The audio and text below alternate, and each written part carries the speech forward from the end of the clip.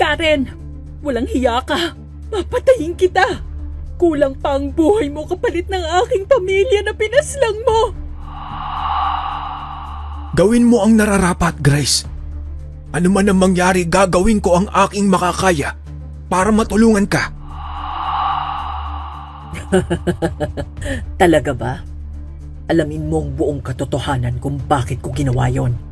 Pinaslang ko sila. Dahil ipinaghiganti ko lamang ang aking pamilya na pinaslang ng asawa mo. Darwin, gising na. Mainit pa ang kape mo, nandito na sa lamesa. Anong oras na ba? 6:00. Kailangan mo pang pumasok ng maaga, di ba? Ang lamig ng hangin. Pero ang bango ng tuyo. Ikaw na talaga, Grace. Siyempre, alam kong paborito mo. Kumain ka na dyan habang mainit pa. Halika nga muna rito. Saglit lang. Gusto lang kitang yakapin. Darwin naman no, ang aga-aga. Kain ka na muna, baka mahuli ka sa trabaho. Bakit ba? Gusto lang naman kitang yakapin. Hindi ba pwede? Sige na nga, sandali lang ha. Salamat, Grace. Alam mo, kahit ganito lang tayo, masaya na ako. Kumpleto na ako. Ako rin. Basta tayong tatlo magkasama, wala na akong hihilingin. Oo, mahal ko. Tignan mo si Mika, ang sarap ng tulog. Anghel talaga ang anak natin. Oo. Mamaya gigisingin ko na yon para makapag-ayos na. May klase pa siya eh. Ako na ang gigising sa kanya. Mas gusto niyang ako ang bumubungad tuwing umaga. Nga pala Darwin, napansin mo ba? Parang may tumatambay sa sapa. Kahapon habang naglalaba ko, parang may animong dumaan. Baka hayop lang yon. O baka isa sa mga batang naglalaro. Hindi eh, ibang pakiramdam ko. Parang may nakatingin. Parang malamig ang paligid. Siguro napagod ka lang. O sige, mamaya, sasamahan kita ron. Sigurado ka? Oo, para wala ka nang inaalala. Pag nandun ako, walang makakapanakit sa'yo. Salamat mahal. Basta kasama kita, pakiramdam ko ligtas ako. Ako ang bahala sa inyo ni Mika. Hanggat nabubuhay ako, hindi ko kayo hayaan na mapahamak. Napangiti naman si Grace sa sinabi ng asawa, kaya agad niya itong niyakap. Darwin, nakita mo na ba yung bagong lipat sa dulo ng kalsada? Oo, mahal. Yung may mahabang buhok na payat. Nakita ko siya kahapon, kaya lang hindi ko nakausap. Karen ang pangalan niya.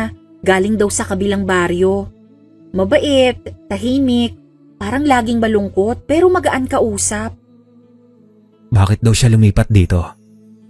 Sabi niya, gusto raw niya ng bagong simula. Malayo sa ingay at malayo sa gulo. Ganoon ba? Pero may asawa ba siya at anak? Wala raw. Mag-isa lang siya pero alam mo Darwin, parang may mabigat siyang dinadala. Yun nga ang inaalala ko eh. Kapag ganyan minsan may itinatago. Ingat ka, Grace. Sus, napakabait nga nun. Tumulong pa sa akin kanina habang naglalaba ako sa sapa. Kahit na sinabi ni Grace sa asawa na mabait ang bagong lipat nilang kapitbahay, ay binalaan pa rin siya ni Darwin. Paglipas ng araw, muling nakausap ni Grace si Karen nang magkita sila sa may sapa. Ay, salamat Karen ah. Hindi ko inaasahang tutulungan mo akong maglaba. Ayos lang, Grace. Wala rin naman akong ginagawa sa bahay. Mas gusto ko pang ang may kausap. Buti napadpad ka sa lugar na to. Tahimik talaga rito at mabait ang mga tao. Oo, mabait ka nga agad sa akin. Hindi kagaya ng mga tao sa dati kong lugar na tinitirhan. Ganun ba? May hindi maganda bang nangyari sa'yo doon? Wala naman. Basta minsan kasi kahit anong bait mo, may mga taong sisira pa rin sa'yo. Kaya mas pinili kong lumayo. Naku, pasensya ka na kung makulit ako ha. Pero kung kailangan mo ng kaibigan, nandito lang ako. Salamat, Grace. Bihira ang tulad mong may pusong totoo. Grace, mukhang araw-araw na kayong magkasama ni Karen ah. Masarap siyang kausap. Parang may malalim siyang iniisip, pero ayaw niyang ikwento. May napansin ako. Kanina habang dumadaan ako pa uwi. Parang nakatingin siya sa bahay natin. Parang hindi lang basta tingin. Baka naman nag-aalala ka lang. Mabait naman siya eh. Basta pakiusap ko lang mag-ingat ka. Hindi natin siya gaanong kilala. O sige mahal, pero sa ngayon, gusto ko siyang tulungan. Parang may lungkot sa mga mata niya na hindi ko masabi eh. Kinabukasan, muling nagkita sa sapa si Karen at Grace. Grace, salamat ha. Bihira talaga akong magtiwala sa tao. Pero sa'yo parang iba. Ay naku Karen, wala lang yun. Ganito talaga rito sa baryo. Lahat nagtutulungan. Alam mo bang matagal ko nang gusto ng ganitong buhay? Yung tahimik, walang humahabol, walang masyadong nagtatanong. Bakit? May tinatakasan ka ba? Baka, o baka naman may hinihintay akong panahon para ipagtapat ang totoo. Anong totoo? Darating din ang araw. Malalaman mo. Pero sana pag dumating yon, hindi mo ko itataboy. Bakit ko naman gagawin yun, Karen? Kaibigan kita. Kaibigan mo nga ba talaga ako, Grace? Tahimik ang paligid. Umaalo ng tubig sa sapa. Ang ngiti ni Karen ay tila may halong kirot o panganib. Ang saya naman ng hapunan natin ngayon. Sabi ko sa iyo eh. Darwin, ang sarap magluto ni Karen. Oo nga eh. Luto mo ba talaga ito, Karen? Oo. Simple lang yan sa amin. Sa baryo, ganyan kami magluto ng adobo. Malapit sa lasa ng lola ko. Si Micah nga ubus agad ang kanin. Karen, baka ikaw na ang paborito niya. Ganyan talaga ang bata. Marunong kumilatis ng masarap.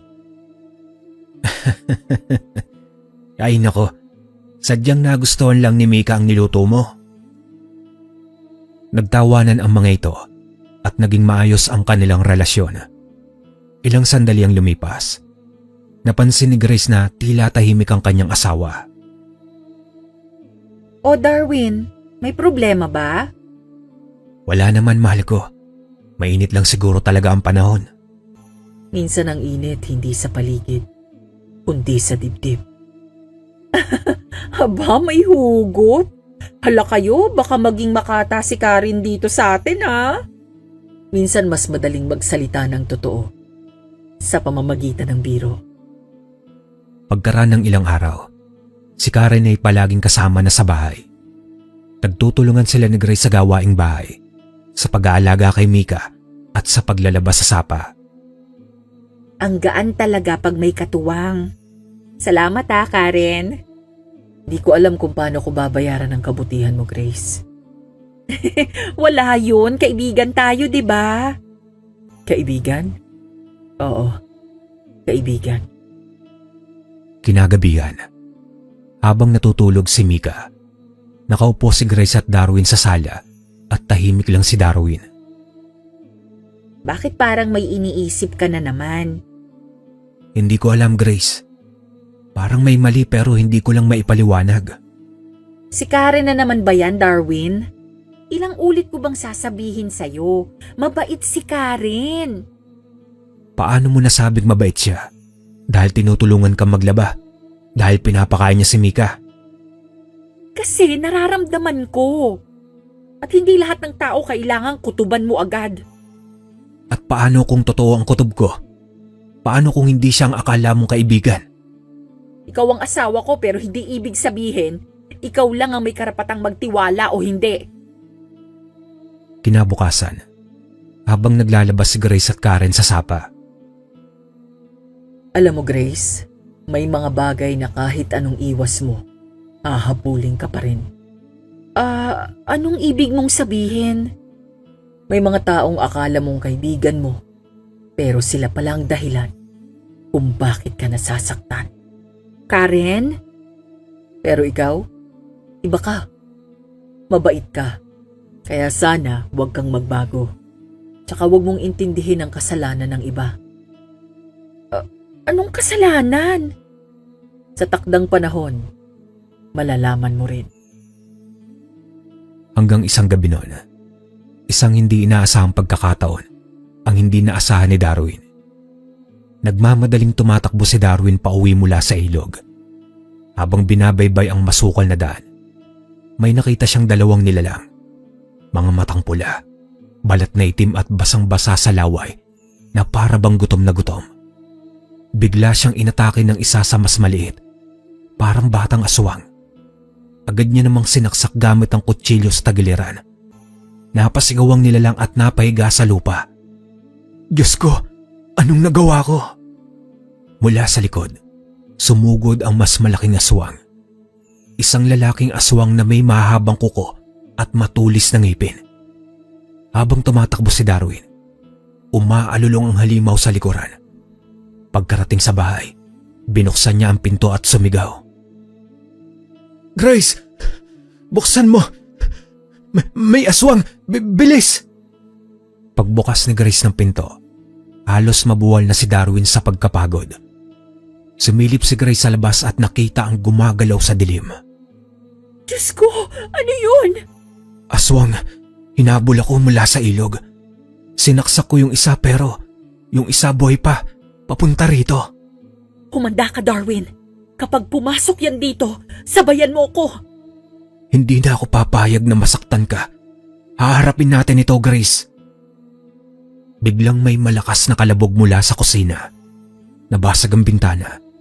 Lumusot ang aswang, matay naglalagablab at ang laway ay tumutulo. Nandyan na siya. Hayop ka! Dito ka pa pumasok? Tumalo ng aswang kay Darwin, pero nasalag niya gamit ang bangkito. Umatras ito at lumundag ulit. Grace, sa kaliwa mo! Sinugod ni Grace at buong lakas na inundayan ng itak ang braso ng aswang. Naputol ang kalahating kamay nito at napasigaw ang nilalang. Putragis ka! Anong akala mo sa amin? Patay gutom? Dito ka, nilalang. Tignan natin kung sino ang tunay na hayop dito. Sinugod muli sila ng aswang at tinamaan si Darwin ng kuko sa braso. Aray ko! Layuan mo ang asawa ko! Tumakbo si Grace mula sa likod ng aswang. Inundayan ito ng saksak sa likod. Sumigaw ang halimaw. Gumapang paatras. Pero sinundan niya ng isa pang tagang pababa sa leeg. Tinamaan mo? Oo, pero hindi pa patay. Bigla naman lumundag ulit ang aswang kay Grace. Pero sinalubong ni Darwin ng saksak sa bibig. Tumigil ito sa ere. Gumalaw ng ilang segundo, pagkatapos ay bumagsak sa may sahig. Lintik, totoo nga ang aswang. Darwin, kung may ganitong nilalang sa paligid, kailangan nating alamin kung sino pa ang kasama nila. Nagsisimula pa lang ito, Grace. Nagsisimula pa lang. Kaagad namang itinapon sa likod bahay ni Grace at Darwin ang bangkay. Sa labas ng bahay, isang figura ang nakatayo sa likod ng puno. Mapula ang mga mata at nanlilisik. Kinabukasan ay tahimik na nakaupo si Grace sa hagdan ng bahay habang nag-aalmusal ng tinapay. Samantalang papalapit si Darwin bitbit ang isang tasa ng kape. Darwin, isang linggo na wala pa rin si Karen. Oo nga eh. Hindi ba dapat dumana siya dito? Palagi pa naman siyang nakikikapi sa'yo tuwing umaga. Ay, kahit anino niya wala. Wala ring nagsasabing umalis siya. Kahapon sinilip ko yung bahay niya, nakasara lahat ng bintana.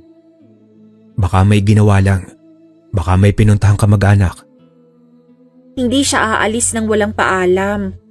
Lagi pa nga siyang nagsasabi kahit simpleng tindahan lang ang punta niya. Ngayon parang naglaho na lang. Gusto mo ba tanungin ko si Kapitan? Baka may alam siya kung saan nakatira si Karen dati. Oo, siguro. Pero kinakabahan ako, Darwin. Mabait si Karen At lagi siyang may dalang ulam, laging may kwento, tapos bigla na lang siyang mawawala. Naging kaibigan din natin siya kaya naman nag-aalala ako. Nag-aalala ka ba sa kanya? Parang kapatid na rin ang turing ko sa kanya eh. Kung may mangyari sa kanya, hindi ko mapapatawad ang sarili ko kung hindi man lang natin nalaman. Huwag kang mag-alala. Hahanapin natin siya. Hindi siya basta-basta mawawala kung walang dahilan. Sana ligtas siya at sana walang masamang nangyari sa kanya. Sige, mamaya magtanong tayo sa mga kapitbahay. Baka may nakakita. Ayokong nababagabag ka gabi-gabi. Sana lang bumalik na siya. Samantala sa kabilang bahagi ng ilog, may isang abandonadong kubo. May mga bakas ng paa sa putik. May patak ng dugo sa dahon. Nandun si Karen at nagluluksa. Hapon na ng mga oras na iyon. Mainit ang hangin. Naghahakot si Grace ng mga labahin sa likod ng bahay nang may marinig siyang katok sa may pinto. Pagbukas niya nandun si Karen. Maputla, madungis at tila pagod na pagod. Karen! Diyos ko! Saan ka nang galing? Isang linggo kang nawala. Hindi ko kailangan magpaliwanag sa'yo. Anong ibig mong sabihin? Nag-aalala kami sa'yo. Napuntahan ko pa yung bahay mo, nakasara lahat. Akala mo siguro may karapatan kang alamin lahat ng tungkol sa akin. Hindi mo ako pag-aari, Grace. Hindi ko sinabing ganun. Kaibigan kita. Nag-aalala lang kami ni Darwin. Lahat kami nagtatanong kung nasaan ka na. Hindi ko kailangan ng awa mo. Huwag kang magbait-baitan dyan. Alam kong totoo sa'yo. Karen, ano bang nangyayari sa'yo? Hindi ikaw to. Tigilan mo ko. Huwag mo kong lalapitan. Dumating si Darwin galing sa harap ng bahay. Nakita niyang magkatapat sina Grace at Karen. Tanungin mo siya. Yung asawa mong pakialamera. Wala akong ginagawang masama sa'yo. Kung may nasabi man akong hindi maganda, patawad. Pero sana sabihin mo sa amin kung anong nangyayari. Hindi lahat ng ngiti ay totoo. At hindi lahat ng inaakala mong mabait ay wala palang bahid ng kasalanan. Tumalikod si Karen at umalis ng mabilis. Naiwan sina Grace at Darwin na parehong hindi makapaniwala sa naging asal ni Karen. Anong nangyari sa kanya? Bakit parang ibang tao na siya? Darwin, may hindi siya sinasabi. At pakiramdam ko, masyado na tayong nadikit sa isang lihim na hindi natin maintindihan. Tahimik ang paligid. Naririnig lang ang tunog ng tubig mula sa lababo habang naglilinis si Grace ng mga pinggan. Biglang isang malakas na sigaw ang umalingaw-ngaw sa loob ng bahay. Nabitiwan ni Grace ang baso. Nabasag ito sa may sahig. Anak! Dali-daling tumakbo si Grace papunta sa banyo. Nang binuksan niya ang pinto, bumungad sa kanya ang dugo ang katawan ng anak nila na nakahandusay at wala ng buhay. Hindi! Darwin! Darwin! Lumalakas ang tibok ng puso niya habang patakbong hinahanap ang asawa. Binuksan niya ang pinto ng silid nila at doon niya nakita si Darwin. Nakalupasay sa kama habang ang isang nilalang ang nakapatong sa kanya. Duguan ang bibig nito. Pinupunit ng matutulis nitong ngipin ang laig ng asawa niya. Wag! Darwin! Napaatras siya. Nanginginig ang mga kamay. Tumakbo siya palabas ng bahay habang umiiyak. Pero naririnig niya ang malalakas na yabag mula sa likuran. Habol siya ng halimaw. Tumakbo siya papalabas. Paliko-liko hanggang makarating sa gilid ng sapa. Habang umaambon, madulas ang lupa at nanginginig si Grace sa takot at sakit.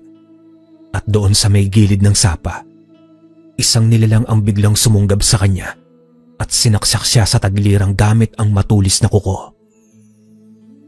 Aray! Lumabas ang dugo sa gilid ng kanyang katawan.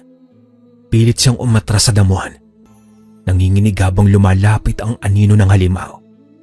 Unti-unti namang lumitaw ang mukha nito sa liwanag ng kidlat. Hindi mo alam kung sino talaga ako, Grace. Karen? Ikaw ba to? Wala nang makakapigil sa akin. Pilit na umusad si Grace.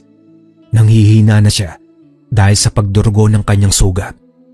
Pero madulas ang lupa sa gilid ng sapa. Isang maling hakbang at nahulog siya sa malamig at rumaragasang tubig ng sapa. Umiikot ang paningin niya. Nagdilim ang lahat. Wala na siyang marinig kundi ang tunog ng agos at ang pagbilis ng tibok ng puso niya. At doon na nawalan ng malay si Grace. Dahan-dahang iminulat ni Grace ang mga mata. Mabigat ang katawan. Amoy kahoy at halamang gamot ang paligid.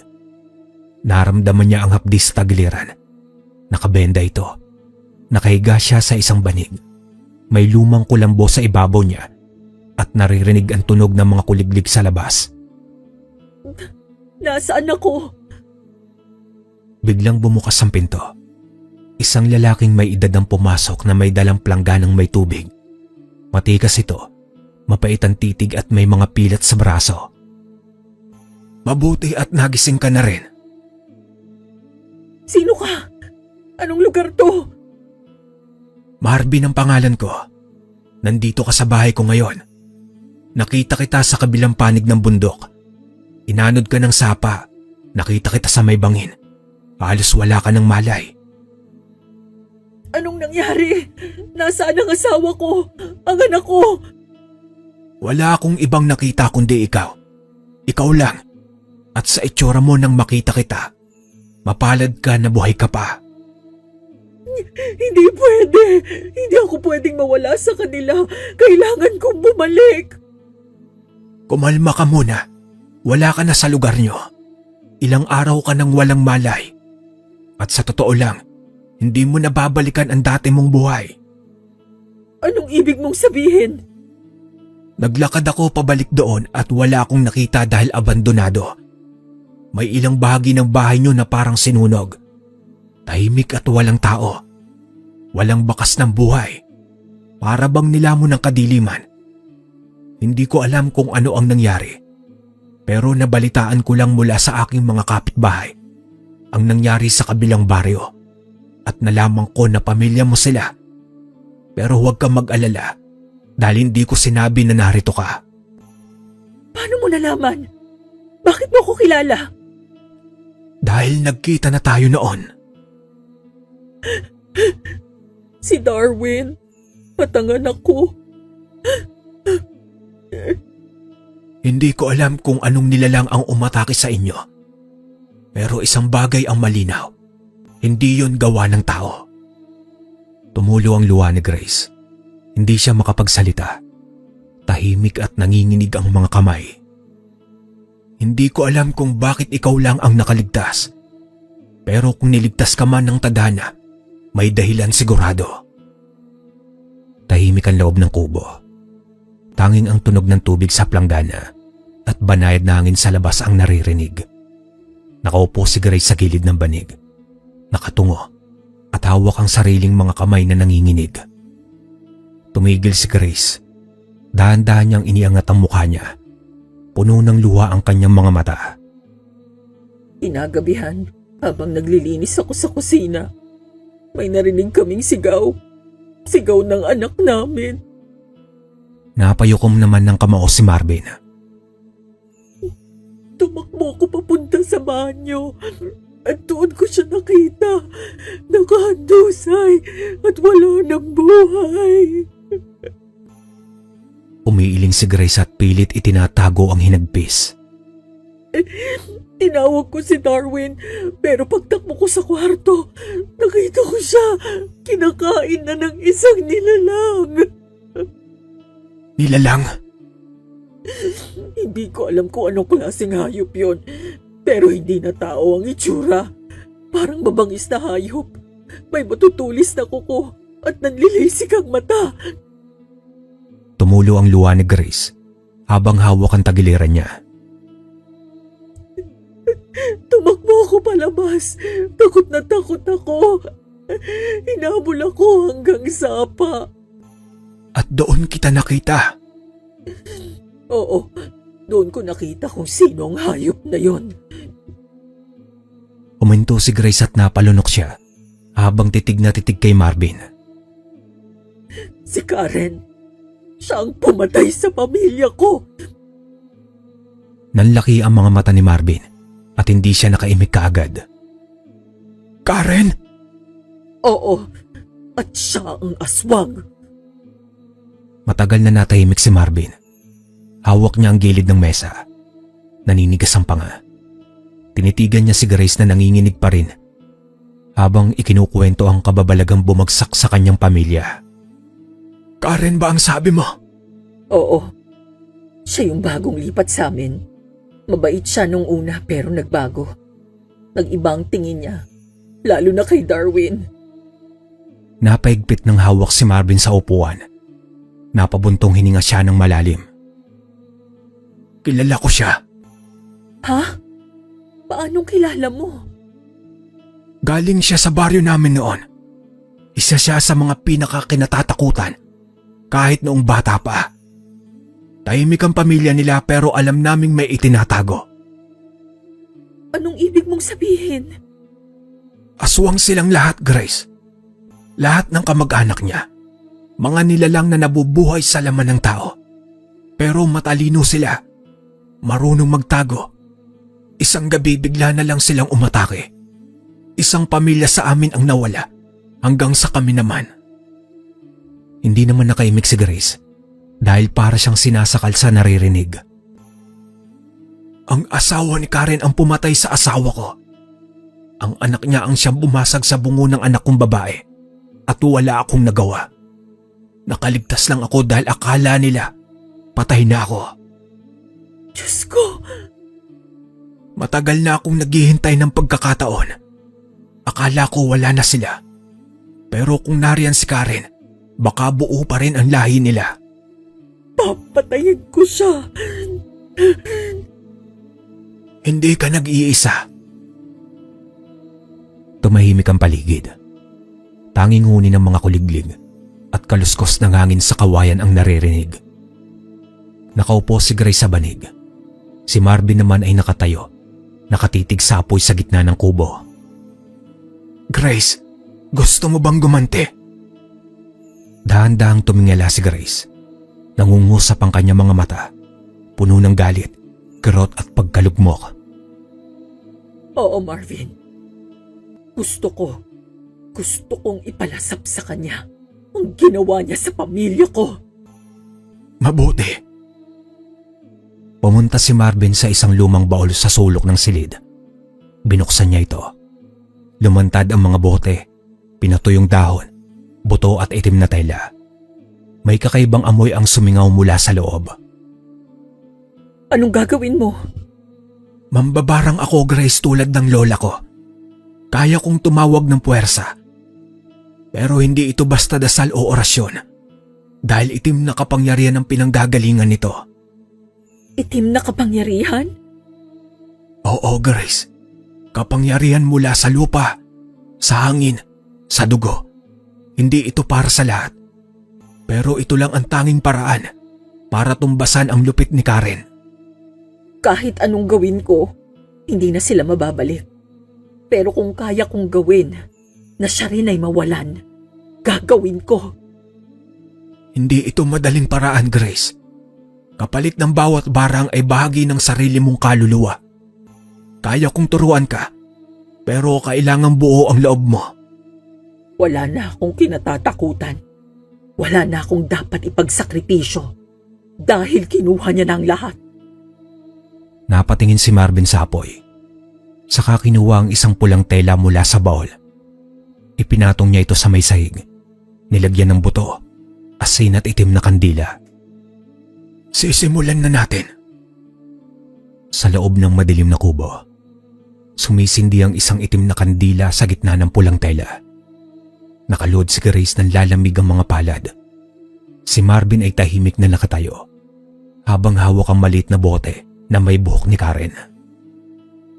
Sigurado ka na ba, Grace? Wala na akong babalikan, Marvin. Wala na akong takas. Gusto ko lang makita siyang dahan-dahang masira. Mabuti kung ganoon. Hawakan mo ito. Iniabot ni Marvin ang isang itim na bato. Malamig at mabigat. Tapos ay kinuha ito ni Grace. Sa bato na yan, ilipat mo ang galit mo. Isipin mo ang mukha niya. Isipin mo ang sigaw ng anak mo, ang itsura ng asawa mo habang nilalapa. Hayaan mong manahan dyan ang paghihiganti mo. Karen, ayup ka. Hindi kita patatahimikin. Ilagay mo ang bato sa tabi ng kandila. Sumunod naman si Grace. Dahan-dahang inilapag ang bato sa gilid ng kandila. Pumailan lang ang amoy ng sinusunog na buhok. Nagulat si Grace nang biglang lumakas ang apoy. Marvin, bakit parang may gumagalaw sa loob ng apoy? Naririnig ka na nila. Nararamdaman na ng anino ang galit mo. Kaya mo bang pasakitin ang kaluluwa niya? Oo, at hindi lang basta sakit. Yung hindi niya maipaliwanag. Papasukin siya ng bangungot. Magkakandabulol siya sa takot. Hihilingin na lang niyang mamatay na lang siya. Yan ang simula ng parusa niya. Hindi ito ang huli, Grace. Umpisa pa lang ito pero sa susunod. Ituturo ko sa'yo kung paano mo siya mapapaluhod mismo sa harapan mo. Gusto kong siya mismo ang lumuhod. Gusto kong siya mismo ang umiyak. Gusto kong maramdaman niyang mali siyang pinili niya akong saktan. Mapapala niya ang lahat ng yan. Pero kailangan mo pang tumapang. Kasi mas matindi pa ang susunod. Mas matindi pa sa sakit na naramdaman ko? Subukan niya. Ngayon, haluin mo naman at isalin mo ang galit mo dyan, Grace. Alam kong magagawa mo iyan. Isipin mo na lang ang iyong asawa at anak. Karen, simulan na natin ang laro. Ilagay mo na ang balat ng ahas. Tapos na. Mag-uumpisa na ang kanyang paghihirap. Tara at magmasid tayo. Samantala sa may kakahuyan, tanaw nila si Karen sa gilid ng sapa. Diyos ko, anong nangyari sa kanya? Gutom na walang lunas at yan ang umpisa. Manok yung kinakain niya. At hilaw. Bakit parang gutom na gutom siya? Hintayin mong ilabas niya. Pagmasdan mo lang ang gagawin niya. Maya-maya pa ay sumuka si Karen at may uod na gumapang sa bibig niya. Mas marami pa akong inihanda para sa kanya. Ilang araw pa, magsisimula ng mangitim ang balat niya. Hindi pa to sapat. Gusto kong maramdaman niya lahat ng sakit. Kaya mo pa bang dagdagan? Kaya ko. Para sa anak ko. At para kay Darwin. Napaupo si Karen sa lupa. Nanginginig at pilit niyang nililinis ang bibig habang umiiyak. Umiiyak ka na ngayon? Sige lang. Simulan mong magsisi. Babalik na tayo, Grace. Pero bukas, bago magtakip silim ay uulitin natin. Hindi pa ako tapos sa kanya. Hindi pa. Hayaan mo lang. Hanggang sa siya na mismo ang humiling na mamatay. Sa loob ng kubo, muling umusok ang mangkok sa gitna ng banig. Mapula na ngayon ang likido, parang piniga mula sa laman ng galit. Bago tayo magpatuloy, siguraduhin mong buo ang loob mo. Mas matindi ito. Wala nang atrasan. Kahit anong kapalit, lalaban ako. Ayokong maulit ang mga nangyari. Masakit para sa akin ang mga naganap habang pinapatay ang asawa ko. At wala akong magawa. Pati ang anak ko nadamay. Masakit yun. At dahil lang sa wala akong nagawa, namatay ang pamilya ko. Hinga ng impakta. Isang patak lang. Pag napunta sa hangin, hahanap ito ng kaluluwang may kasalanan. Dadapuan mismo nito ang kalaban at manghihina. Titiyakin kong magbabayad siya sa mga kasalanan. Ibubuhos ko to malapit sa Saba para mas malapit sa kanya at agad na tatalab ang sumpa. Gusto kong mamatay ang taong yun, lalo na at kulang pa ang buhay niya para sa buhay na kinuha niya. Mula rito, hindi lang katawan niya ang parurusahan pati kaluluwa. Siya ang pumili ng kapalit. Kinuha niya ang lahat ng sakin at wala na akong dahilan para magduda. Dahan-dahan namang ibinuhos ni Grace ang laman ng bote sa hangin. Mabilis itong kumalat. Walang amoy pero ramdam ang bigat. Lakasan mo pa, Karen. Gusto kong marinig ang hiyaw mo. Sa sapa si Karen ay nakaupo sa gilid. Namimilipit sa sakit. Humahawak sa dibdib. Nakanganga parang hindi makahinga. Ano to? Bakit ang init?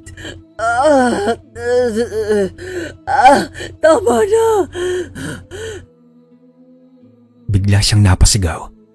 Nangingisay at may sugat ang balat. Kinakamot ang mukha hanggang sa dumugo.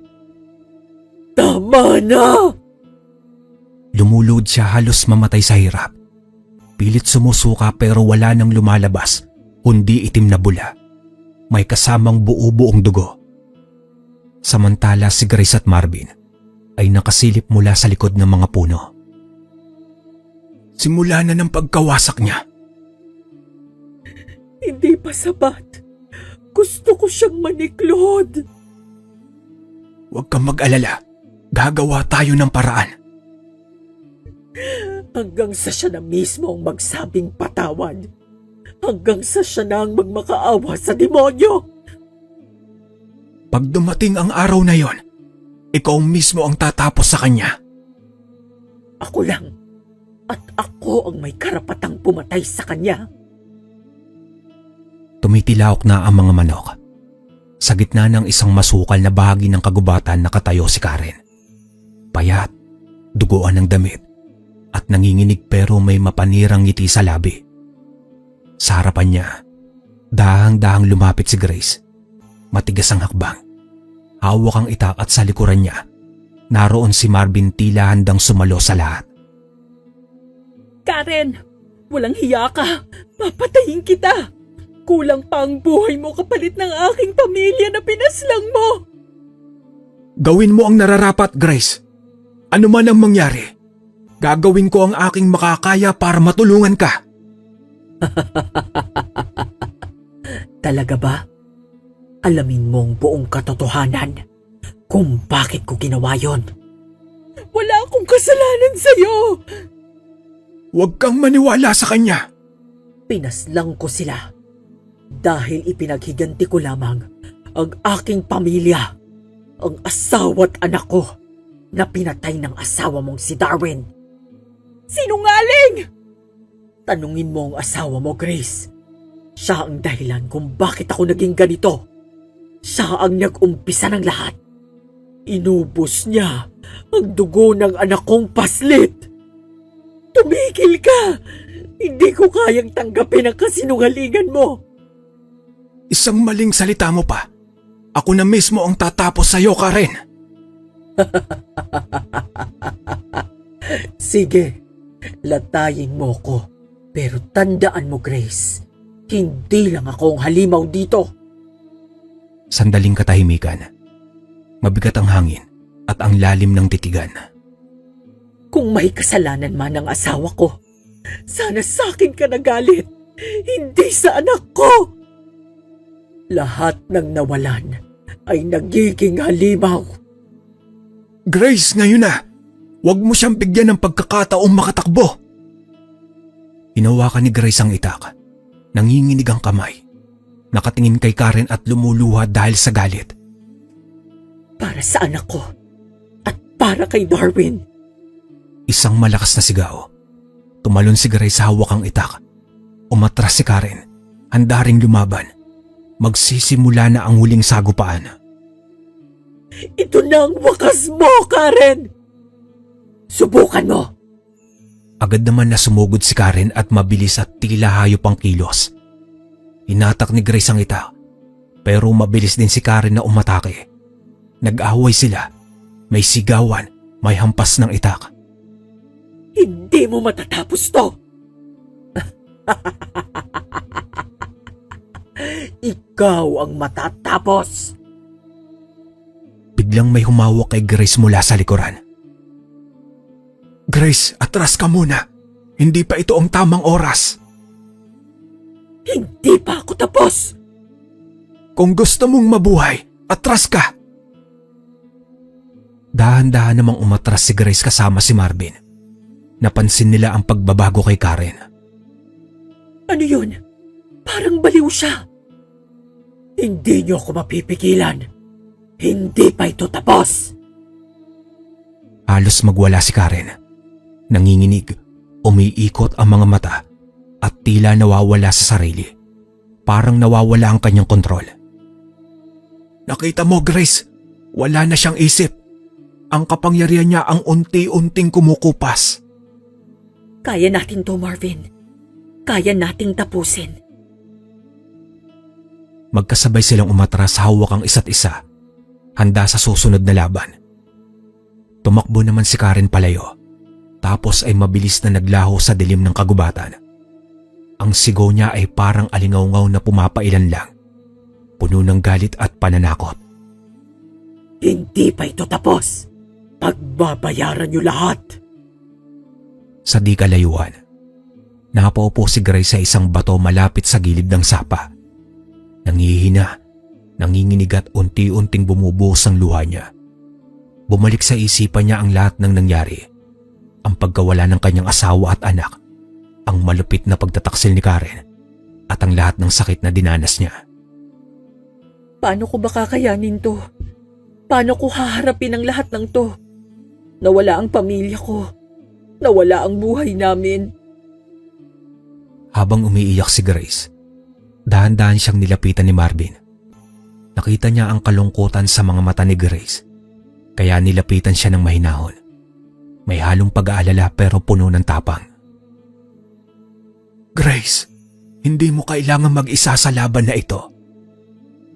Pero parang napakalaki ng laban, Marvin. Parang wala akong lakas na lumaban pa. Paano ko ba mapaghihilom ang sugat sa puso ko? Ang lakas ay hindi lang nanggagaling sa katawan. Ang lakas na yan, nagmumula sa puso at isip mo. Kung bakit buhay ka pa ngayon. Grace, dahil may dahilan ang Diyos o ang tadhana para magpatuloy ka. Pero ang sakit ng pagkawala nila.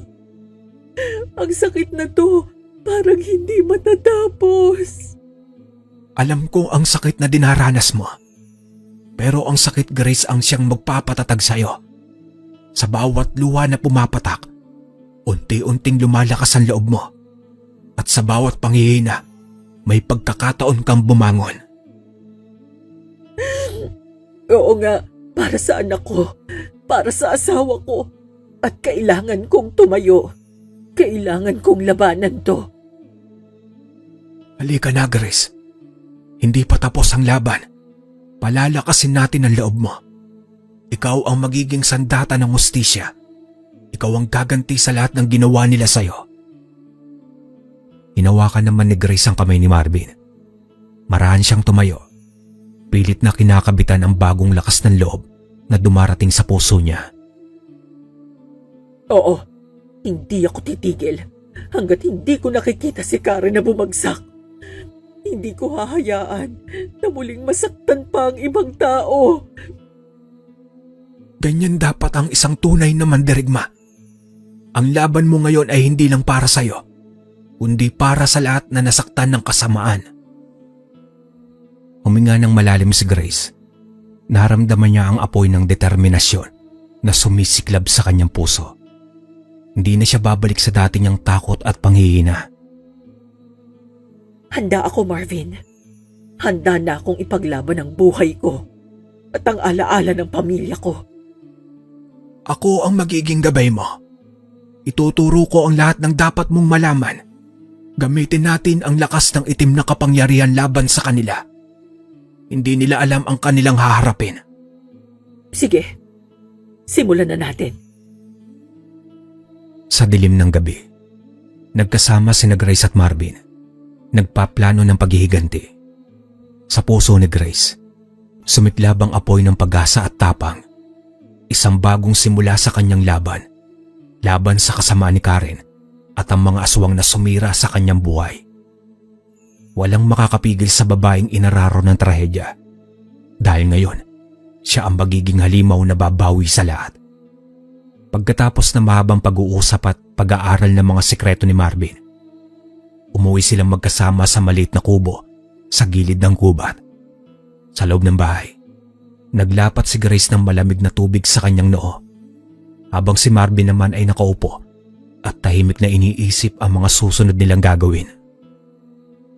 Marvin, gusto kong pag-usapan natin ang huling hakbang.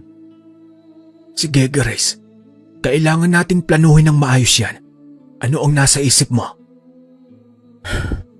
Gusto ko na ako ang pumatay kay Karen. Ikaw? Bakit? Hindi ba't mas makabubuti kung ako na lang ang humarap sa kanya? Hindi, Marvin.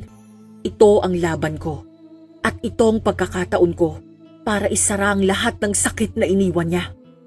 Gusto kong maramdaman niyang ako ang tatapos sa kasamaan niya. Naiintindihan kita Grace pero delikado yan. Kilala mo si Karen, puno siya ng kasamaan at kapangyarihan. Alam ko yan. Kaya nga gusto kong sanayin mo ko ng husto. Hindi ako papayag na muli siyang makapanakit pa ng iba. Sige, tuturuan kita ng lahat ng kakailanganin mo. Mga ritual, mga kapangyarihan at mga diskarte. Salamat, Marvin. Sa tulong mo gagawin ko to para sa pamilya ko. Para sa anak ko. At para sa asawa ko. Kasama mo ako, Grace. Hindi kita iiwan sa laban na ito. Samantala sa loob ng kubo, nagpatuloy ang kanilang pag-uusap. Nagpaplano at naghahanda para sa huling sagupan na magwawakas sa sakit at paghihirap na dinanas ni Grace. Sa puso ni Grace isang apoy ang naglalagablab. Ang apoy ng paghihiganti at pag-asa. Isang araw, nagdesisyon si Grace na harapin si Karen. Matagal na niyang kinakalaban ng takot at galit sa dibdib. At ngayon, gusto niyang tapusin na ang lahat. Bitbit ang itak na mula kay Marvin. Nilakad niya ang madilim na gubat papunta sa bahay ni Karen. Karen, dapat kang humarap sa akin. Lumabas naman si Karen mula sa lilim ng mga puno. Nakaangat ang kilay at may mapunoksong ngiti. Ayan ka na pala, Grace. Nagpapakamatigas ka ba? Anong balak mo dito? Itigil mo na ang lahat ng kasamaan mo. Hindi na kita papayagang manakit pa ng iba. Tumayo si Marvin mula sa likod ni Grace. Nagmamadaling lumapit. Grace, huwag kang susugod na mag-isa. Delikado yan. Hindi mo ako mapipigilan, Marvin. Ako ang bahala dito. Habang papalapit si Grace kay Karen, mabilis na hinabol siya ni Marvin. Grace, huwag kang sumugod nang wala kang kasama. Delikado ang laban na ito. Hindi kita papayagan na masaktan ka pa nila, Marvin. Ako ang lalaban. Nang marating nila ang bukang liwayway sa gitna ng gubat, nagtigil sila. Ano ba ang iniisip mo? Hindi ka pwedeng mag-isa, Grace. Pasensya na, Marvin. Siguro sobra akong nadala ng galit ko. Kaya nga nandito ako. Hindi mo kailangan mag-isa sa laban na ito. Oo, tama ka. At pasensya na, kailangan ko talaga ang tulong mo. Sige, sabay nating haharapin si Karen at hindi kita iiwan. Salamat, Marvin. Hindi ko nahahayaang masaktan tayo. Habang nakaupo sila sa isang malaking bato sa gilid ng sapa, pinipigilan ni Grace ang kanyang mga luha. Hindi ko malilimutan ang nangyari sa pamilya ko. Ang pagkawala nila ay parang sugat na hindi na maghihilom. Naiintindihan kita, Grace. Pero sa lakas ng loob mo ngayon, alam kong kaya mo magpatuloy. Oo, Kailangan kong magpatuloy para sa kanila at para sa anak ko. At nandito ako para tulungan kang makamit ang hustisya. Nagplano silang dalawa ng maigi para sa susunod nilang hakbang na may panibagong lakas at pag-asa. Sa kabila ng lahat ng sakit, handa na silang harapin ang madilim na kapangyarihan ni Karen, magkasama at hindi magpapatalo. Sa ilalim ng malamlam na buwan, nagtipon sina Grace at Marvin sa gilid ng sapa. Handang-handa na sa huling laban nila kay Karen. Malakas ang hanging dumadaloy sa paligid, kasabay ng tibok ng puso ni Grace na parang maririnig sa katahimikan. Grace, mag-iingat ka. Gagamitin ko ang itim na kapangyarihan para pahirapan si Karen. Kapag nagtagumpay tayo, hindi na siya makakapaminsala sa atin. Oo, hindi ko nahahayaang magtagumpay siya sa ginawa niya. Ngayon, tapusin na natin to. Lumapit si Karen na may mapanuksong ngiti. Naglalabas ng matalim na kuko at mapupulang mata. Nagkatinginan silang tatlo na tila nag-aalab ang paligid. Akala niyo ba matatapos na ako ng ganun lang? Hindi pa kayo handa. Simulan na natin! Agad na naglatag si Marvin ng mga itim na anting-anting sa lupa. Mabilis niyang ginawang pampahirap ang pambabarang habang naglalabas siya ng mga mahika at dasal na naglalabas ng usok na kulay itim. Kapangyarihan ng kadiliman, pahirapan mo siya. Karen, isuko mo na ang kaluluwa mo. Hanggang sa naramdaman ni Karen ang pagkapinsala, napasigaw siya ng malakas habang unti-unting nanghihina. Hindi pwede. Habang si Marvin naman ay patuloy na nagpapalabas ng itim na enerhiya, lumapit si Grace na may hawak na matalim na itak. Ito na ang wakas mo, Karen. Sa isang iglap, sinaksak ni Grace ang itak sa dibdib ni Karen. Napasigaw si Karen, pero hindi siya agad bumagsak. Hindi! Nagkagulo ang laban. Kahit nahirapan si Karen, nagtangka siyang sumugod pabalik. Sa kabila ng sakit, sumaksak siya sa braso ni Grace ng mabilis. Ang sakit! Naramdaman ni Grace ang matinding hapdi, pero hindi siya nagpatalo. Napalood siya ng sandali, nilalabanan ang sakit sa braso. Grace, tiwala lang, hindi pa tapos. Nagpatuloy si Karen sa pagbubunghal ng galit. Ngunit ramdam niya ang lumalakas na kapangyarihan ni Marvin na pumipigil sa bawat kilos niya. Hindi kayo ang makakatalo sa akin! Hindi kami titigil hanggat hindi ka napaparusahan. Nagpalitan ng mabilis na suntukan at hampas sina Karen at Grace, habang si Marvin naman ay naglalabas ng mga bagong dasal para lalong pahirapan si Karen. Kapangyarihan ng dilim, pigilan mo ang bawat galaw niya. Dahan-dahang bumagal si Karen. Nanginginig pero pilit pa rin lumalaban. Hindi ako susuko! Hindi kami susuko, Karen! Ang gabi ay napuno ng sigawan, hampas at alon ng kapangyarihan. Isang labanan na hindi lang pisikal kundi pati espiritual. Sa bawat tagpo, unti-unting napapagod si Karen, habang si Grace at Marvin naman ay mas lalo pang napapalakas ng kanilang determinasyon. Hindi pa ito ang katapusan. Ang huling laban ay patuloy pa lamang. Puno ng sakit, luha at galit na kailangang matapos sa paraang hinding-hindi nila malilimutan. Alam mo ba, Karen? Yung 2 aswang na napatay ni Darwin nung gabing hinabol siya. Yun pala ang pamilya mo. Hindi ko inakala na yan pala ang dahilan kung bakit mo ginawa lahat ng to. Oo, yun na sila. Ang asawa ko at ang anak ko ang mga napatay nung gabing yun. Kaya ngayon, naghihiganti ako para sa pamilya ko. Para mabawi ang nawala. Hindi ko yun alam. Akala ko lahat ng galit mo sa amin, puro kasamaan lang. Pero ngayon, Alam ko na may sakit din pala kayong dinadala. Masama talaga kayo. Hindi mo lang iyong matanggap. Kaya hanggang ngayon ay patuloy ang pagdurusa ng dalawang pamilya dahil sa galit at puot na yan. Pero hindi yan dahilan para pagkitlin mong buhay ng pamilya ko. Paano na kami? Paano na ang anak ko? Hindi ito simpleng away, Karen. Ito ay buhay at kamatayan. Hindi ko sinasabi na tama ang lahat ng ginagawa ko. Pero kailangan mo ring maintindihan ang sakit na naramdaman namin. Ang pagkawala ng mga mahal sa buhay ay hindi madaling kalimutan. Kung ganun, bakit di mo ako sinubukang kausapin? Kami. Bakit mo kami pinili na sirain? Na pahirapan? Yan ang problema sa inyo, Karen. Imbis na humanap ng kapayapaan, pinili ninyong ipagpatuloy ang giyera.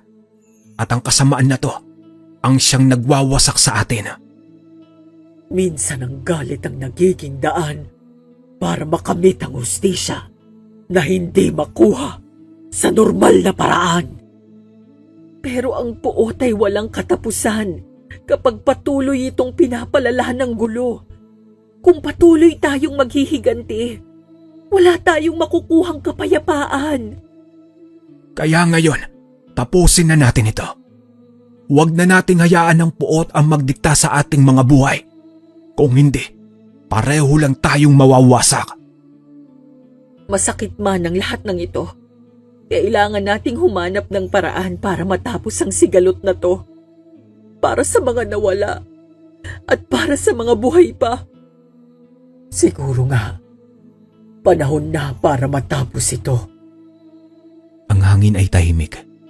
Halos marinig ang tibok ng puso nilang tatlo. Ang laban ay hindi lamang laban ng katawan, kundi laban ng puso at isip. Isang laban para sa kapayapaan na matagal nang nawala. Sa gitna ng matinding laban, ramdam ni Grace na unti-unti nang nawawalan ng lakas si Karen. Hindi na niya maitago ang galit at sakit sa puso habang hawak ang itak na kumikislap sa liwanag ng buwan. Ito na ang wakas mo, Karen. Hindi na kita papayagan pang sakta ng pamilya ko. Mabilis na umatake si Karen, pero mas mabilis si Grace. Sa isang iglap tumusok ang itak ni Grace sa dibdib ni Karen. Napahagulgol si Karen habang hawak ang sugat at dahang-dahang bumagsak sa lupa. Hindi pa ako pwede dito matapos! Habang humihina, napaupo si Karen sa lupa. Nanginginig at hawak ang dibdib. Ang mukha niya ay puno ng sakit, pero tila may tinatanggap na katotohanan. Sana matapos na ang lahat ng paghihirap. Sana magkaroon na ng kapayapaan. Sumigaw si Grace at inatake si Karen. Si Grace na nanginginig ang kamay, pero matatag ang tinig. Tumapak ng malakas sa lupa at tumingala sa langit. Sa wakas, nabigyan ko na ng hustisya ang asawa ko at ang anak ko.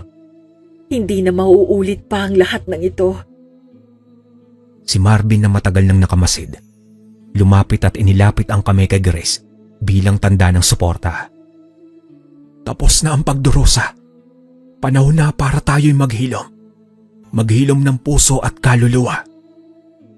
Huminga ng malalim si Grace. Ramdam ang bigat ng lahat ng nangyari. Napatingin siya kay Karen na unti-unting nawawalan ng buhay. Hindi ko na muling hahayaang masaktan pa ang iba dahil sa puot at galit. Kailangan nating itigil ito para sa lahat. Masaya ako dahil nabigyan mo ng hustisya ang iyong pamilya. Matapos ang araw na iyon, ay nagsimula ng bagong buhay si Grace. At ang kaalaman na natutunan niya kay Marvin ay ginamit niya upang tumulong sa kanyang kapwa. Sa kabila ng puot at paghihiganti, walang tagumpay sa pagdurusa ng iba. Ang kapayapaan ay nakakamit sa pagtanggap, pagpapatawad at paghilom. Ang tunay na lakas ay nasa tapang na magbago. Hindi sa pananakit, kundi sa dulo ng laban. Ang tunay na panalo ay ang kapayapaang matagal nang minimiti ng puso. Hanggang dito na lang po ang aking kwento, mga kalakbay. Maraming salamat.